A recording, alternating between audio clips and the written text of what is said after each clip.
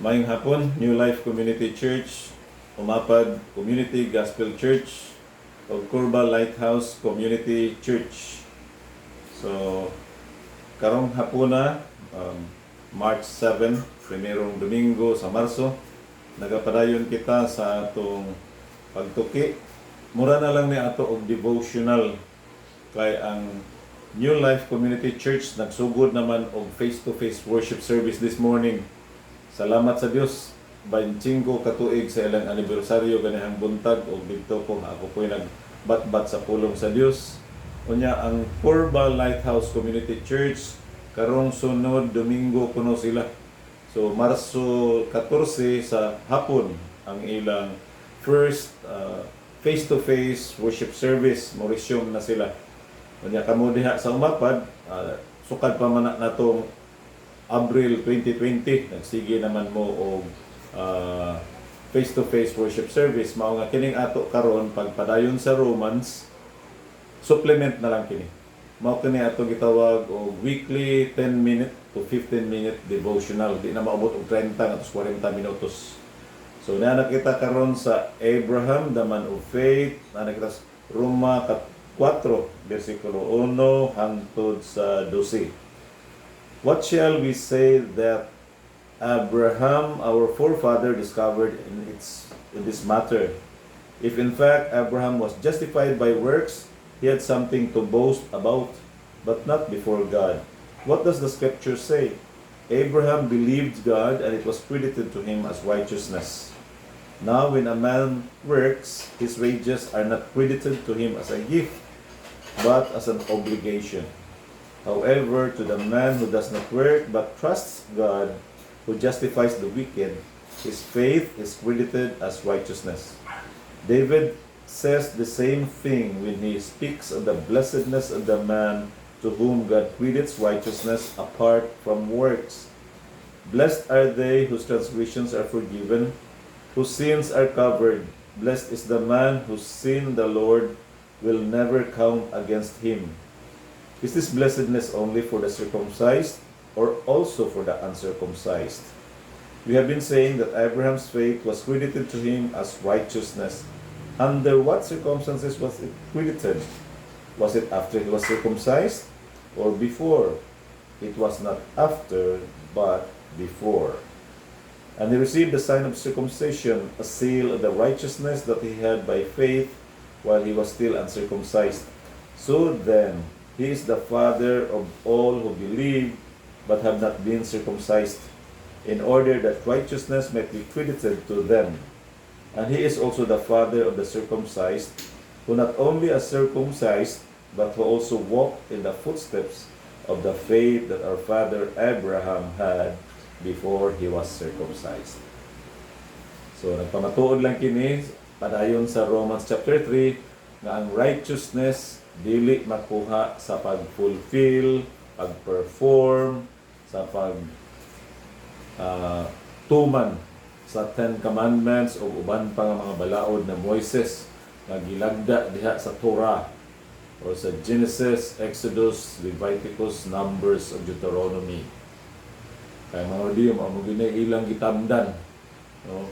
Naiuban, akong nakitaan sa YouTube nga Orthodox Jew, proud kayo siyang naipakita nga siya Jew kuno nagbasa kada adlaw sa Torah. Nganong 5 books raman gyud ang iyang gi-emphasize. Nganong di man siya maabot sa Malakay, no? So makita nato ang mga tao nga nag-emphasize gyud sila sa balaod. Pero si Abraham nga ilang gitawag nga maoy ilang amahan o maoy ilang origin sa Jewish nation, gikomentaryohan ni Pablo dira sa Romans chapter 4 nga siya maoy father of faith. Now, also may meaning sa Abraham.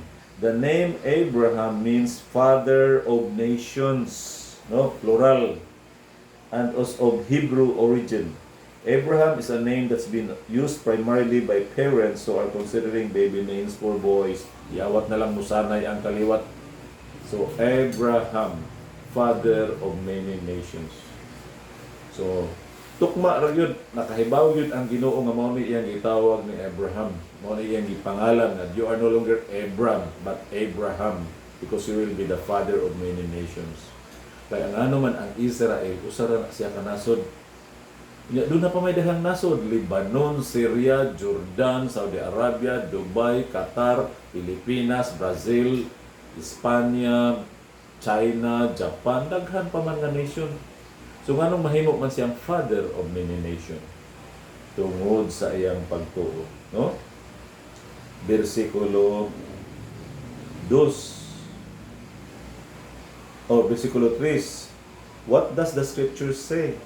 Abraham believed God and it was credited to him as righteousness. Nakana sa Genesis 15:6. Sa pagtuo lang niya, ngamingon Abraham, ang imong kaliwatan mahimo sama kadaghan sa mga kabituunan sa langit o sama sa mga kadaghan sa mga balas nga naa sa kabaybayunan sa tibuok kalibutan, both on the shores and under the sea. Niya mituo si Abraham nga mahitabo na. Sadyang mituo siyang ang Ginoo makatuman sa iyang saad o sa iyang pulong, siya gimatarong sa Dios. Wala pa siya performance, wala pa siya magpatulik. Ang Ginoo na yun, o sige, ato ning taga-agtimaan, we will have a covenant, we will have a sign nga kita nagkasinabtanay Abraham, maunay akong saad kanimo. All the nations of the earth will be blessed through you. Those who will bless you, I will bless. Those who will curse you, I will curse. Mo nilang sabot sa Ginoo.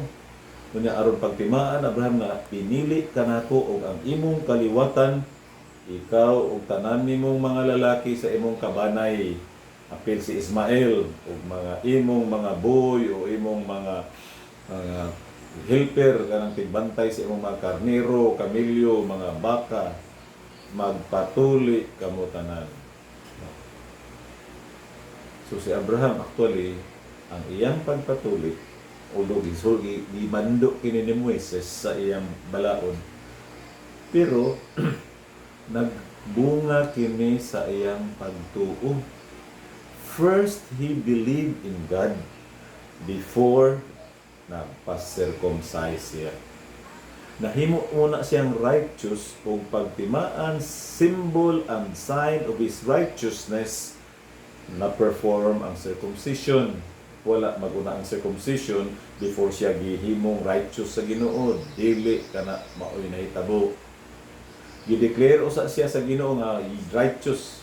Gitagaan usa siya credit nga righteous before siya na circumcise. So ang faith comes before the law. Mas labaw ang pagtuo kaysa atong pagtuman sa balaod.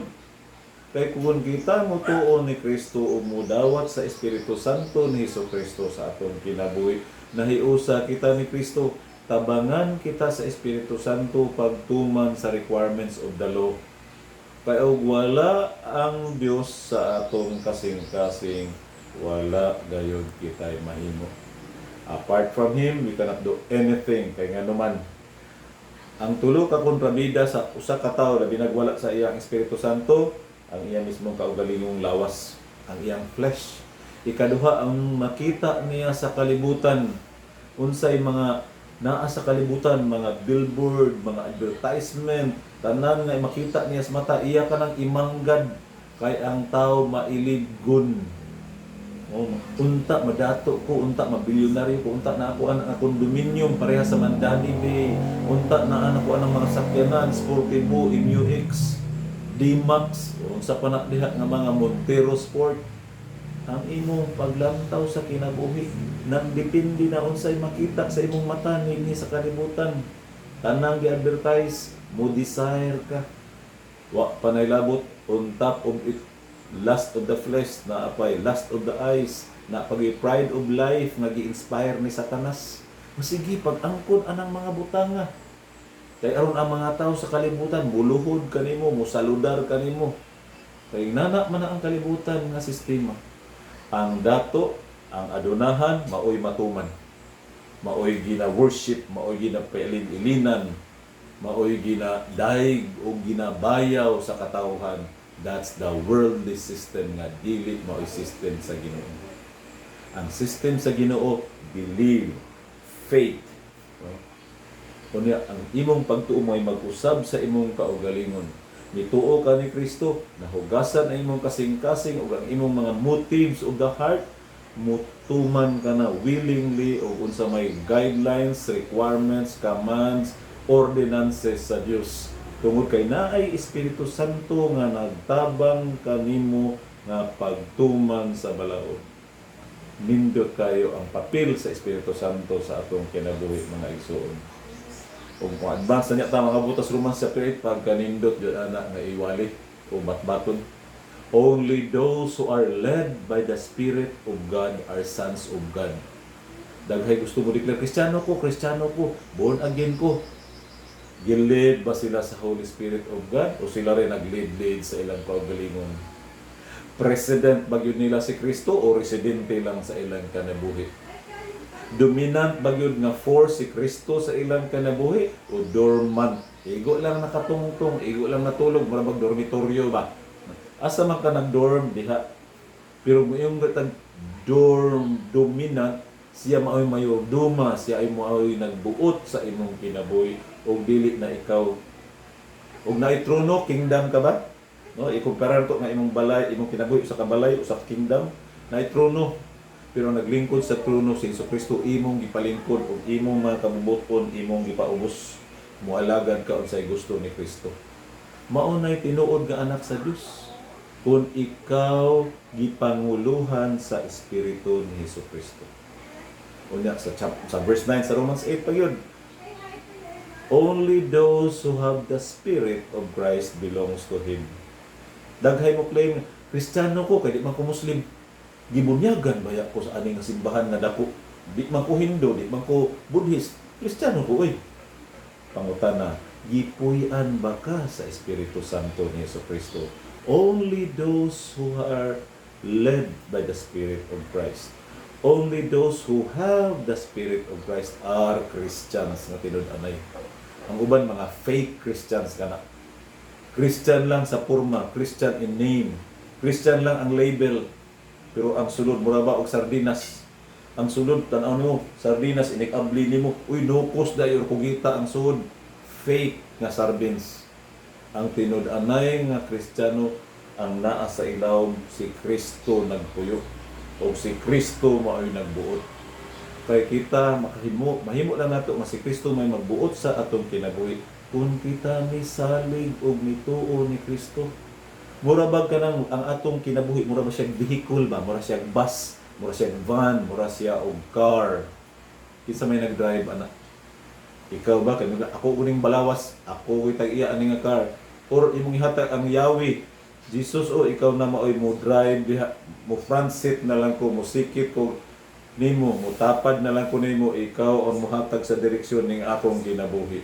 Maunay tinud-anay nga ning tuo og misalig ni Kristo. Kay daghan man kung mga kaila sa nakmuyuan, di mo biyahe gawas sa Palumpong Leyte kay di gusto niya mo sakay siya barko, siya mag-drive kuno sa barko. O mo sakay siya og jeep kanang siya mag-drive sa jeep. O mo adtog Manila mo sakay eroplano. Di ba ko siya kasalig sa pilot? Maunay resulta sa atong mga tao sa kalibutan. Kung si Kristo pa lang ay mo pilot, mo drive o siya mao'y tagaan sa susi o sa key sa atong kinabuhi, hanay ang atong kinabuhi mga igsoon. Mas makatuman kita sa requirements sa 10 Commandments. Kaya nga naman, si Kristo raman mao'y nakatuman yun sa 10 Commandments, walay laing tao, walay rabbi o supreme rabbi o chief rabbi o archbishop nga nakatuman sa 10 Commandments through and through, si Hesus Kristo lamang. Mauni nga si Abraham is the father of faith. Maunang nahimo siyang father of many nations, di lang sa Jewish nation. Kung kitang mga Pilipino mosalig ni Hesus Kristo, dili sa bisan kinsa nga mga tao din anak usab kita ni Abraham.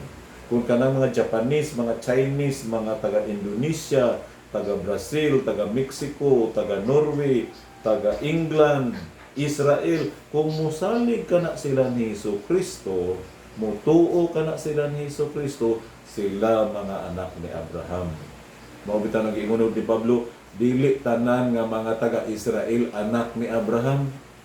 Kadto lang dunay pagtuo nga susama ni Abraham.